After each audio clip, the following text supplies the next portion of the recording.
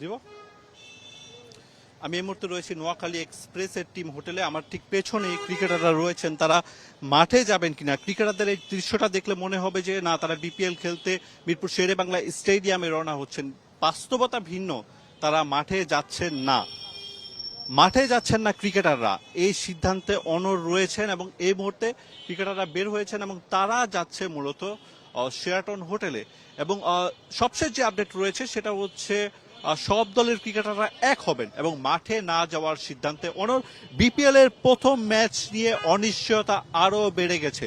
দুপুর 1টায় ম্যাচটা শুরু হওয়ার কথা ছিল, কিন্তু এই মুহূর্তে যেটা জানা গেল যে ক্রিকেটাররা মাঠে যাচ্ছেন না। আমরা দেখতে পাচ্ছি ক্রিকেটারদের সেখানে সৌম্য সরকার রয়েছেন, আমরা কোচিং স্টাফের সদস্যদের দেখতে পাচ্ছি, এখান থেকে তালহা জুবায়েরকে আমরা দেখতে পাচ্ছি, হাসান মাহমুদকে দেখতে পাচ্ছি হোটেলের বাইরে থেকে। সিক্স সিজন হোটেলে নোয়াখালী এক্সপ্রেস রয়েছে এবং তারা যেটা জানিয়ে দিয়েছে যে তারা মাঠে যাবে না।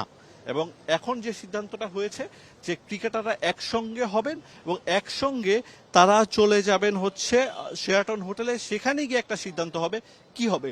যদি এম নাজমুল ইসলাম বিসিবি পরিচালক তিনি পদত্যাগ করেন, তিনি যদি তার রিজাইনটা দিয়ে দেন, সেক্ষেত্রে বিপিএল এর ম্যাচ মাঠে গড়াবে। তবে তার আগে যে সিদ্ধান্ত, বোর্ড যদি সেই অবস্থান পরিষ্কার না করে যে নাজমুল ইসলাম তিনি থাকছেন কি থাকছেন না, তার আগ পর্যন্ত বিপিএল এর ম্যাচ নিয়ে কোন রকম আশা না করাই ভালো। দুপুর আজকে সকাল 11:30টার মধ্যে আসলে টিম হোটেল ছাড়ার কথা ছিল ক্রিকেটারদের, কিন্তু তারা ছাড়েনি, তারা হোটেলেই রয়েছে। এই যে হোটেলের ছবিটা আপনারা দেখতে পাচ্ছেন, চট্টগ্রামের সঙ্গে আমার কথা হচ্ছিল, তারাও আসলে সিদ্ধান্ত নিয়ে অনিশ্চয়তায় রয়েছে যে কি করবে।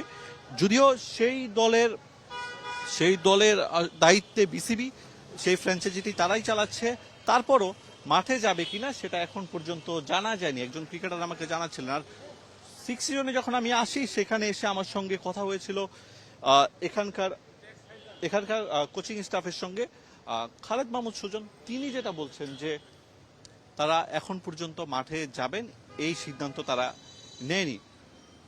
দেখছেন স্পোর্টস 24 এর পেজে সরাসরি আমরা রয়েছি সিক্স সিজন হোটেলে, যেখানে নোয়াখালী এক্সপ্রেস উঠেছে এবং তাদের ম্যাচ আজকে দুপুর 1টায় চট্টগ্রামের বিপক্ষে। গতকালকে বিসিবি পরিচালক এম নাজমুল ইসলামের করা যে মন্তব্য ছিল সেটা ক্রিকেটাররা ভালোভাবে নেয়নি। বিশ্বকাপ খেলার প্রেক্ষিতে একটা প্রশ্ন হয়েছিল যে বিশ্বকাপে বাংলাদেশ দল যদি না যায় তারা আর্থিক ক্ষতির মুখোমুখি হবে এবং সেক্ষেত্রে বিসিবি সেই ক্ষতির ব্যাপারটা দেখবে কিনা। এবং বেফাস মন্তব্য করেছেন নাজমুল ইসলাম। তিনি বলেছেন যে ক্রিকেটাররা নানা সময়ে খারাপ খেলেন এবং সে কারণে তো তখন তাদের কাছে কোনো অর্থ ফেরত নেওয়া হয় না। এবং আরো অনেক কথা বলেছেন, যে কথাগুলোর সূত্র ধরে ক্রিকেটারদের মধ্যে এক ধরনের রাগ ক্ষোভ তৈরি হয়েছে এবং তারা কোয়াবের পক্ষ থেকে জানিয়েছে, ক্রিকেটারদের যে সংগঠন সেখান থেকে তারা জানিয়েছে যে তারা মাঠে যাবে না, বিপিএল বয়কট করবে যদি কিনা এম নাজমুল ইসলাম তিনি রিজাইন না করেন। নাজমুল ইসলামের পক্ষে সমর্থন রয়েছে, বিপক্ষেও সমর্থন রয়েছেন। আসলে সোশ্যাল মিডিয়া আমরা নানা রকমের মন্তব্য দেখতে পাচ্ছি। একটা দল হয়তো নাজমুল ইসলামের পক্ষে, তিনি বলছেন যে তিনি যা বলেছেন তাকে সেটার কারণে সমর্থন করছেন। অন্য আরেকটা গ্রুপ ক্রিকেটারদের পক্ষে রয়েছে। সো এইসব কিছু নিয়ে সব মিলিয়ে বাংলাদেশের ক্রিকেটে খুবই টালমাটাল অবস্থা, খুবই বাজে পরিস্থিতি চলতেছে, যে আসলে কি হয় না হয় কোনো কিছুই আসলে বোঝা যাচ্ছে না। ক্রিকেটাররাও নির্ভর, তারা মাঠে যাবে কিনা তাদের দেখেও বোঝা যাচ্ছে না। যে যার মতো করে টিম হোটেলে ঘুরছে ফিরছে, এই ধরনের একটা অবস্থা এই মুহূর্তের আমরা দেখতে পাচ্ছি টিম হোটেলের সামনে।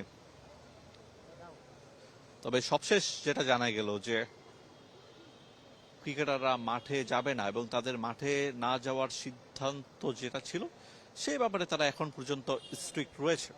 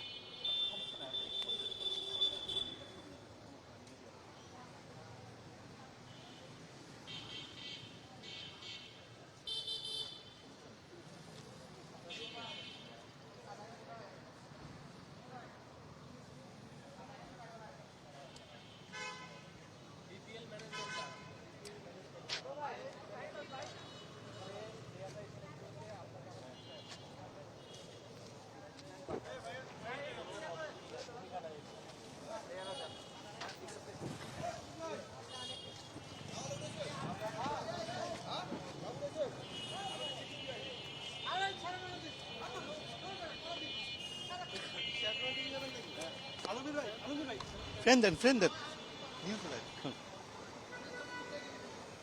আসি আমি ফ্রেম আসি আমি আসি দিয়ে দেন